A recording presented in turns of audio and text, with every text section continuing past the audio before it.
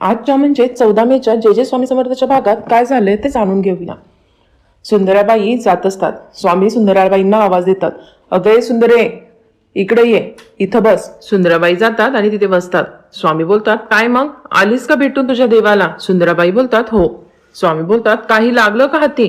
सुंदराबाई बोलतात, म्हणजे? स्वामी बोलतात, मिळाला का प्रसाद? सुंदराबाई बोलतात, प्रसाद होय मिळाला, पण शिनू बाळाने सगळा खाऊन टाकला, त्यामुळे कुणाला वाटता नाही आला हो. शिनू ना आजकाल फार हट्टी झाल्या हो, तुम्ही ना त्याला चांगलं खडसवा. सुंदराबाई स्वामींना बोलतात, देवा तुम्ही हे काय करताय? स्वामी बोलतात, हात कर पुढे. सुंदराबाई हात पुढे करतात तर स्वामी तिच्या हातामध्ये साबणाचा फेस ठेवतात. स्वामी बोलतात, हे सांभाळून ठेव हा. सुंदराबाई बोलते, स्वामी देवा हे कसं सांभाळून ठेवता येईल? हातावर घेतलं की ते बुडबुडे फुटणारच घे. स्वामी बोलतात, सुंदरे अगं हाव सुद्धा या बुडबुड्यांप्रमाणेच असते, त्याच्या अधीन होऊन गेलं की हाती काही लागत नसतं. आता यातून काही बोध घेतलास तर खरं, नाहीतर शिवशंकर शंभो. सुंदराबाई बोलतात, देवा येते मी. सुंदराबाई तिथून निघून जातात. स्वामी बोलतात, सुंदरे या बुडबुड्यांचं आयुष्य कमी असतं हेच खरं, शेवटी ते फुटतातच. तर इकडे सोहनी सौदामिनीच्या घरी जात असतात. नर्मदा त्यांचा पाठलाग करत येत असते. सोहनी सौदामिनीच्या घरी जातात आणि सौदामिनीला साडी देतात. हे पाहून नर्मदाला धक्का बसतो. सोहनी सौदामिनीला बोलतात, हे लुगडं फक्त तुझ्यासाठी आणि आजचा दिवस हाही फक्त तुझ्यासाठीच. हे सगळं पाहून नर्मदाला फार मोठा धक्का बसलेला असतो आणि ती खूप रडत असते. इतक्यात विष्णू येतो आणि विचार करतो, ताई कुठे गेली? आणि तो नर्मदाला आवाज देत शोधू लागतो. तर इकडे सुंदराबाई घरात येतात.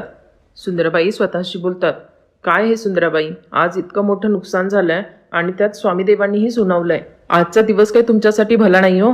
तुमच्या मागचं दारिद्र्य काही सुटत नाही. तुमचं नुसतं नावच सुंदराबाई हो, बाकी तुमच्या जगण्याला काही अर्थच नाही हो, अर्थच नाही. कृष्णप्पा तिथेच बसलेला असतो. तो विचारतो, काय झालं आजी? सुंदराबाईंना आठवतं स्वामींनी कृष्णप्पा जवळ मडकं दिलेलं असतं. सुंदराबाई कृष्णप्पाला म्हणतात, काही नाही आलेच आणि त्या आत निघून जातात. सुंदराबाई बाहेर येतात आणि बोलतात, काय रे कृष्णप्पा आज एकटाच खेळतोय, सवंगडी कुठे गेले तुझे? कृष्णप्पा बोलतो, सवंगडी ते गेले आपापल्या घरी, आणि आजी मला एकट्याला खेळायला आवडतं. सुंदराबाई बोलतात, छान छान, म्हणजे माझ्या एका प्रश्नाचं उत्तर दिलंस तर मी हा पेढा देईन हो तुला. कृष्णप्पा बोलतो, आजी वशीला लावतेस ना? सुंदराबाई बोलतात, हो नाही म्हणजे तसं नाही रे, असंच रे माझी उत्सुकता, तुझी आजी असं करेल का? देव न करो उद्या माझं मरण आलं तर माझी इच्छा मनात नको ना राहिला म्हणून विचारतीये. कृष्णा बोलतो, आजी विचारायचंय ना मग विचार ना, असं का बोलतीये? स्वामी आजोबा नेहमी म्हणतात, मनात कधी किंतूपर्यंत तुला जागा देऊ नये, बोलायचंय ना बोल. सुंदराबाई बोलतात, काय रे केवढा प्रभाव आहे रे तुझ्यामध्ये स्वामी देवांच्या बोलण्याचा. छान छान, बरं मला सांग स्वामी देवांनी त्या मडक्यामध्ये काय एवढं जपून ठेवलंय रे? कृष्णप्पा विचार करत असतो. स्वामी इकडून सगळं पाहत असतात.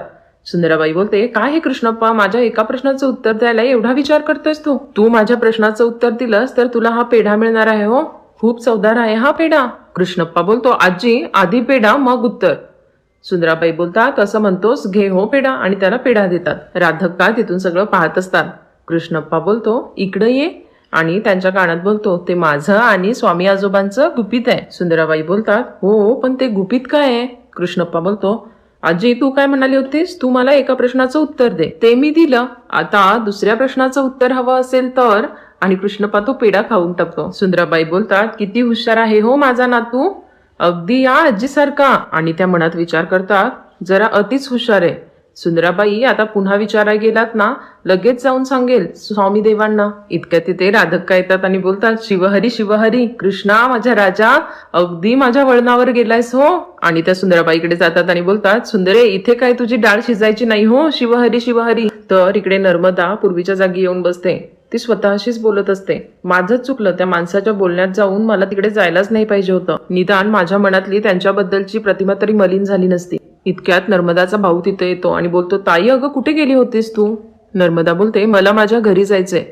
नर्मदाचा भाऊ बोलतो, असं का बोलतेयस ताई, तू माझ्या बरोबर येत होतीस ना? नर्मदा बोलते, मला काही प्रश्न विचारू नकोस, मला फक्त माझ्या घरी सोड. तर रात्री नर्मदा अंधारात बसलेली असते. तिथे स्वामी येतात आणि दिवा लावतात. नर्मदा बोलते, स्वामी आता उजेड नको, आता अंधाराची सवय करून घ्यायला हवी. स्वामी बोलतात, अंधाराची सवय लावून घेण्यापेक्षा दिवा लावून अंधार दूर करणं सोपं नाही का? दिवा लाव. समोर अंधार असला तरी त्याच्या पलीकडे प्रकाश आहे हे लक्षात ठेव. नर्मदा बोलते पण झालंय ते. स्वामी बोलतात माहिती आहे आम्हाला सगळं. नर्मदा बोलते तुम्हाला सगळं माहिती आहे तरीही तुम्ही म्हणता दिवा लावायचा. सकारात्मक राहायचं कसं शक्य आहे स्वामी? स्वामी बोलतात कोणत्याही परिस्थितीत सकारात्मक राहणं, आशावादी राहणं हाच एक उपाय असतो. कारण आयुष्य हे गाण्याप्रमाणे असतं. गाणं एका तालात एका सुरात असतं का? गाणं उत्तम तेव्हाच होतं जेव्हा त्यात हरकती असतात. आयुष्याच्या गाण्यातही अशाच असंख्य हरकती असतात. ते कधी स्थिर नसतं, ना सुख ना दुःख. अगं आयुष्याची गंमतच अस्थिर असल्यामध्ये आहे. अगं आयुष्याचं सगळं त्याच्या अस्थिर असण्यावर तर अवलंबून आहे. असे लगेच हातपाय काढून कसं चालेल? जे तुझ्या हक्काचं आहे ते मिळवण्यासाठी तुलाच हातपाय चालवावे लागतील. असा धीर सोडू नकोस आणि भिवू नकोस. आम्ही आहोत तुझ्यासोबत. नर्मदा बोलते स्वामी आणि ती स्वामींना नमस्कार करते. स्वामी बोलतात शिवहर शंकर नमामि शंकर शिवशंकर शंभो आणि स्वामी तिथून निघून जातात. इतक्या तिथे सोहनी येतात आणि बोलतात काय ग नर्मदा अशी का बसलीयस? अगं तू माहेरी जाणार होतीस ना? नर्मदा बोलते नाही गेले. विष्णूला कामानिमित्त बाहेर जावं लागणार होतं. त्याला म्हटलं काम आटपलं की ये. सोहनी बोलतात थोडा उशीरच झाला आज. माझी वाट पाहत होतीस का? त्यात म्हटलं तूही घरी नसशील तर घरी जाऊन तरी काय उपयोग? काम तरी आटोपून घेऊ. तू घरात नसलीस ना घर अगदी खायला उठतं आणि माझं कामही होतं. त्या कामासाठी मी दुसऱ्या गावी गेलो होतो. नर्मदा बोलते ते काम सौदामिनीच्या घरी तिला लुगडं द्यायचंच होतं ना? सोहनी बोलतात अगं काहीही काय बोलतीयस नर्मदे? नर्मदा बोलते मी माझ्या डोळ्यांनी बघितलंय. सोहनी बोलतात बरंच झालं तू बघितलंस ते. हे बघ मला तुझ्यापासून काहीच लपवायचं नाहीये. मला सौदामिनी आवडते. ते कधी झालं कसं झालं मला काहीच कळलं नाही पण मी तिच्यात गुंतलोय. नर्मदा बोलते तुम्हाला हे सगळं बोलताना काहीच लाज वाटत नाही का हो? तुम्ही स्वतःच्या पत्नीसमोर दुसऱ्या बाईशी असलेले संबंध प्रांजळपणे कबूल करताय. म्हणजे मी आजवर तुमच्यावर जे प्रेम केलं त्याची ही किंमत मिळाली मला? तुमच्यावरती असणारा माझा हक्क, या घरातलं माझं अस्तित्व सारं काही हिरावून घेतलं तुम्ही. हे नातं योग्य नाहीये. माझा नाही हो पण समाजात असलेल्या तुमच्या प्रतिष्ठेचा तरी विचार करा. माझ्या आजारपणाचं जर एवढंच ओझं होत होतं तर द्यायचं होतं ना विहिरीत ढकलून. निदान हा दिवस तरी पाहावा लागला नसता. मी कुठलं कर्तव्य पार पाडण्यात कमी पडले निदान हे तरी मला सांगा. मला त्या लुगड्याची हौस नाहीये हो पण माझी जागा माझा हक्क तुम्ही त्या बाईला दिलात ना याचं मला वाईट वाटतंय. तुम्हाला सुख देण्यात कमी पडले मी हे मात्र खरंय. सोनी बोलतात हे बघ मी तुला सोडणार नाहीये. तू माझी पत्नी म्हणूनच राहशील कायम. आता तुला आमच्या नात्याचा स्वीकार करावाच लागेल. स्वामी खंडोबाच्या मंदिरात बसलेले असतात. स्वामी बोलतात शिवहर शंकर नमामि शंकर शिवशंकर शंभो. तर इकडे चंदा स्वामींच्या पादुकांवरती डोकं ठेवून झोपते. चंदा बोलते स्वामी या पादुकांच्या रूपात तुम्हीच इथं आहात माहितीये मला पण तरीही तुमची साजरी मूर्ती पाहिल्याशिवाय जीव राहत नाही हो माझा. आयोचा सहवास लय लवकर संपला. तुम्ही माझी माय बनून आलात आणि आता तुम्हीच दिवसाचे दिवस दिसत नाही. मी तुमची लय मोठी भक्त नशीन कदाचित पण दर्शनाची तहान काय माझी भागत नाही. आणि चंदाला जुन्या गोष्टी आठवतात. चंदा स्वामींना बोलते पादुका सापडल्या. स्वामी बोलतात अगं त्या तर सापडणारच होत्या कारण तुझी पुण्याही खूप थोर आहे. इतक्या तिथे आईसाहेब येतात आणि ओरडतात चंदा. चंदा बोलते काय आईसाहेब? आईसाहेब बोलतात तुला काय मागायचंय ना ते मागून घे कारण ते सगळं या 4 भिंतींच्या आतच विरणार आहे.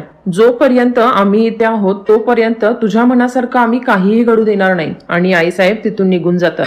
चंदा परत स्वामींच्या पादुकांवरती डोकं ठेवून झोपी जाते. स्वामी इकडून सगळं पाहत असतात. स्वामी बोलतात चांदुले बाळा तुझ्या श्वासातूनही आमचं नाव निघावं इतकी एकरूप झालीये तू आमच्याशी. मग कसली काळजी करतेयस? अगं तू इच्छा करावी आणि आम्ही ती पूर्ण करावी इतकं सोपं आहे सगळं. शिव